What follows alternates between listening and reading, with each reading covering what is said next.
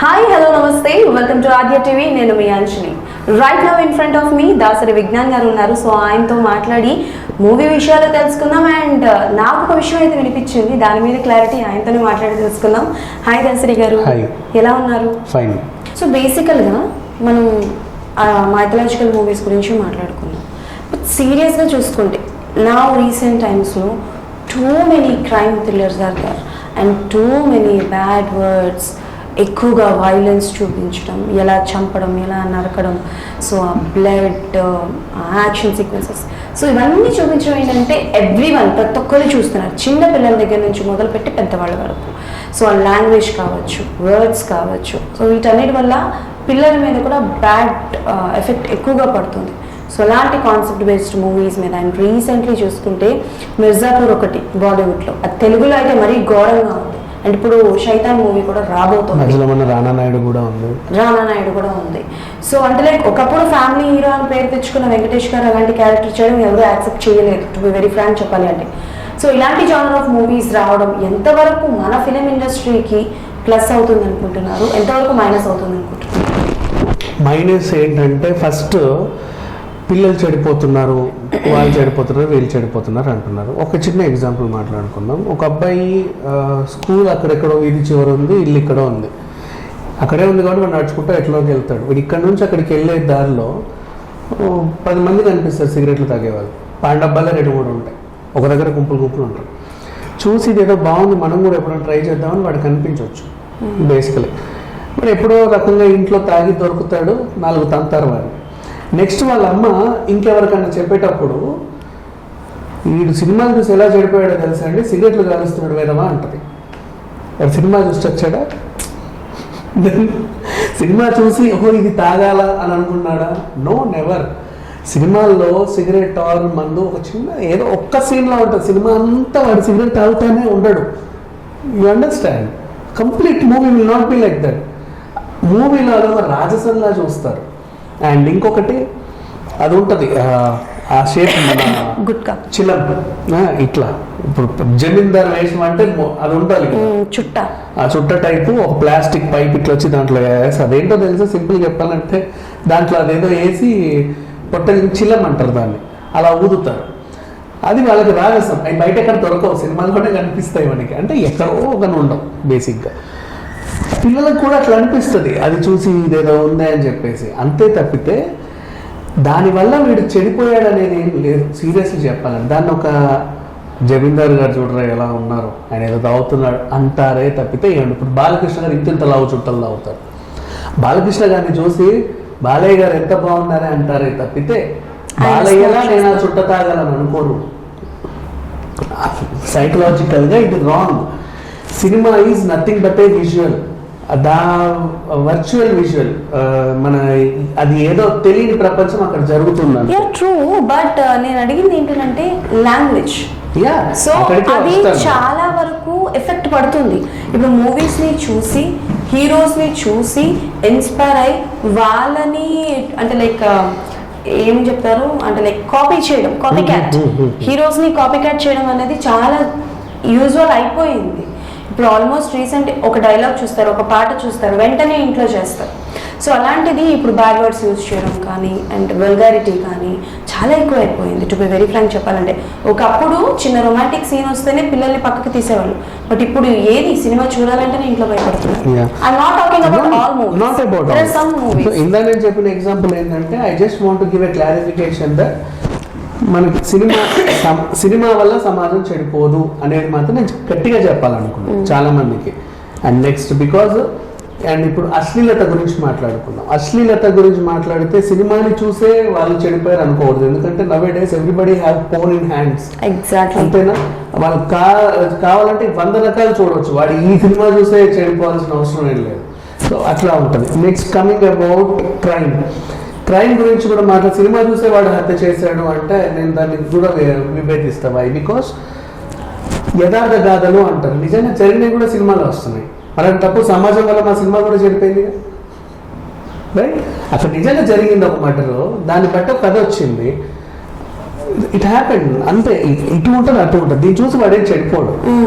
ఈ వాడి క్రైమ్ చేయాలనిపిస్తే వాడు చేస్తాడు. ఇప్పుడు సేమ్ కేటగిరీ నిన్న మనం పూజారి అప్సరా హత్య కేసు చూసుకున్నా, వాడు ఏం కిల్లర్ కాదు, వాడు సినిమాలు చూసి చెడిపోలే, సిట్యువేషన్ వాడిని అలా తయారు చేసింది. నెక్స్ట్ ఇప్పుడు వికారాబాద్లో ఆ అమ్మాయి శిరీష్ తీసుకున్నా కూడా వాడు చంపి కళ్ళు పీకేసి నరనరాలు కోసేసి నీటి కుంటలో పడేశాడు వాళ్ళ బావ. వాడు ఎందుకు అలా చేశాడు? సిట్యువేషన్ వాడిని అలా చేయించింది అంతే తప్ప వాడు వెంటనే ఇట్లా రాత్రి సినిమా చూసి పొద్దున్న లేసి మరదల్ని చంపలా. You understand? సో క్రైమ్కి కూడా సినిమాకి అలవాట్లేదు. Now I'm coming to your point, లాంగ్వేజ్లో రెండు ఉన్నాయి. ఒకటి కంటేజియస్, మనము అంటువ్యాధి లాగా తీసుకోవడం. దానికి నేను 2 ఎగ్జాంపుల్ చెప్తా. అల్లు అర్జున్ దేవుడా అనగానే అందరూ అన్నం స్టార్ట్ చేశారు, తగ్గేదేలే అంటే అందరూ అన్నం స్టార్ట్ చేశారు, అట్లుంటుంది మనతోని అంటే అందరూ అన్నం స్టార్ట్ చేశారు.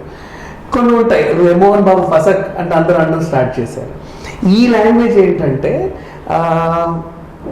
వాళ్ళకి ఆ హీరో ఇన్స్పైర్ అయిన తర్వాత జనాల వాడుకలకు వచ్చి అట్లా అలవాటు అయిపోతుంది, ఆటోమేటిక్గా ఒక టైప్ ఆఫ్ అలవాటు వచ్చేస్తుంది. అర్జున్ రెడ్డి, మాదర్ చౌద్, మాదర్పూర్ ఇవన్నీ కూడా చాలా మంది ఏదేదో మాట్లాడుకుంటూ సిచ్యువేషన్ లో వాడుతున్నారు. సో సినిమా బ్యాడ్ లాంగ్వేజ్ నేర్చుకుంటారా అంటే ఎస్, ఐ అగ్రీ దట్ కొంచెం ఉంటుంది, అంటే కంటేజియస్ ఉంటుంది, నాట్ టూ మచ్ బట్ ఉంటుంది. ఇంతకు ముందు బీప్ లేసేటప్పుడు ఎవడైనా తిట్టాలంటే పోరా బీప్ అని తిట్టేవాళ్ళు, నువ్వు డాష్, నువ్వు అది, నువ్వు ఇది అని.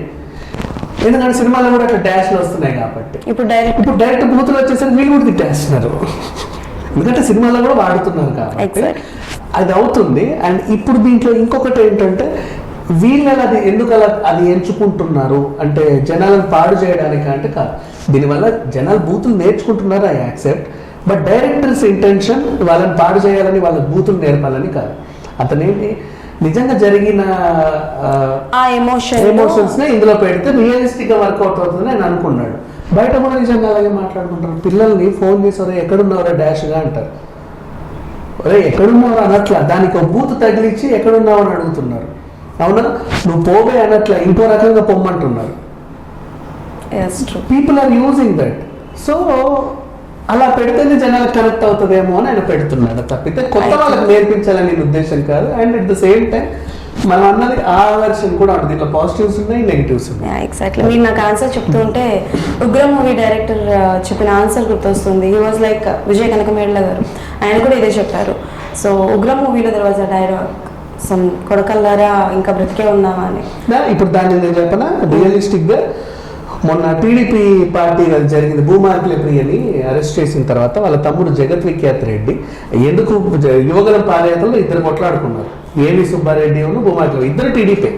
ఆయన వస్తే వీళ్ళకి పడట్లా, ఆయన వస్తే నేను ఇంప్రెస్ చేయాలి అని చెప్పి ఇద్దరు ఇట్లా కూర్చున్నారు బొకేలు పట్టుకొని, ఏ అనుకున్నారు. అది కాసి ఇట్లా వచ్చేసి కొట్లాడేసుకున్నారు. కొట్లాడిన తర్వాత అఖిలప్రియని అరెస్ట్ చేసి జైలుకి వేశారు. నా తప్పేం లేదండి, వాడు నా చున్నీలు అయితే నేను కొట్టాను అని ఏదో రకంగా చెప్పుకొచ్చింది, అది అయిపోయిన సిచ్యువేషన్. నెక్స్ట్ పాపం లోకేష్ వీళ్ళకే మద్దతు ఇచ్చాడు, ఎందుకంటే ఈమె పనిష్ జైల్లో ఉంది కదా, వాళ్ళకి సపోర్ట్ చేస్తే మళ్ళీ ఈమె ఏమైపోతుంది, వీళ్ళకి కొంచెం బలగం పెద్దది. సో ఈమెకు సపోర్ట్ చేస్తూ వాళ్ళ తమ్ముడితో మాట్లాడాడు. ఇప్పుడు ఆ డైలాగ్ చెప్తాను. మొన్నే just recently hardly 1 week back ఉంటుంది, నా కొడకల్లారా నరికేస్తా, నేను అధికారంలోకి వస్తే చీరేస్తా, చెంచాడేస్తా అంటాడు డైరెక్ట్గా. నేను కాబోయే సీఎం అని చెప్పుకునే అబ్బాయి పక్కన ఇట్లా వింటున్నాడు, అబ్బాయి ఎంత బాగా మాట్లాడుతున్నాడో మా వాళ్ళని, వీడు డైరెక్ట్గా చెప్తున్నాడు. అంటే మేము ఏమన్నాడు, శోభా నాగిరెడ్డి రాజ్యం కాదు, భూమా నాగిరెడ్డి రాజ్యం మీకు చూపిస్తాను నేను, అంటే ఏంటి ఫ్యాక్షన్ చూపిస్తాను, మమ్మల్ని గెలిపిస్తే అందరినీ నరికేస్తా అని చెప్తున్నాడు పబ్లిక్ గా. వీళ్ళు చప్పట్లు కొడుతున్నారు, బా ఏం మాట్లాడుతున్నాడు అని. అట్లా ఉంది సిచ్యువేషన్. సో ఇప్పుడు ఈ సినిమా షూటింగ్ ఎప్పుడో అయిపోయింది, బట్ ఈ కొడకల్లారా నిన్న వచ్చింది. వీళ్ళు ఈ సినిమా చూసి చెడిపోలా. నేను ఏం చెప్పాలనుకుంటున్నాను అంటే బయట కూడా ఇట్లా ఉన్నాయి, వాళ్ళు అవి చూసే సినిమాల్లో అప్పుడప్పుడు వాడుతున్నారు, జనాలకు కనెక్ట్ అవుతుంది అని చెప్పేసి అంతే.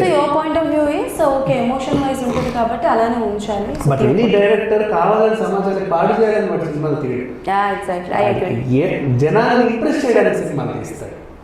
వాడు ఇంప్రెస్ అయితే నా నుంచి ఇంకో సినిమాని ఎక్స్పెక్ట్ చేయొచ్చు. వాడిని పాడు చేస్తే వాడు ఇంకో సినిమా దగ్గర రాడు కదా. ఎవరైనా అంత, ఇప్పుడు ఒక షాప్కి వచ్చావు, నేను ఇంప్రెస్ చేస్తేనే నువ్వు మళ్ళీ గాజుగొండానికి వస్తావు, నేను ఇంప్రెస్ చేసి మళ్ళీ కమ్మల దగ్గరే కొంటావు. నేను ఇంప్రెస్ చేయాలి, నా కలెక్షన్స్ నేను ఇంప్రెస్ చేయాలి. నువ్వు వచ్చినా కానీ ఏం లేకు నీ మొహానికి, నీకు కమ్మలు లేకు, నీ మొహం చూసుకున్నావు అని నేను ఇంకోసారి వస్తావు నా దగ్గరికి.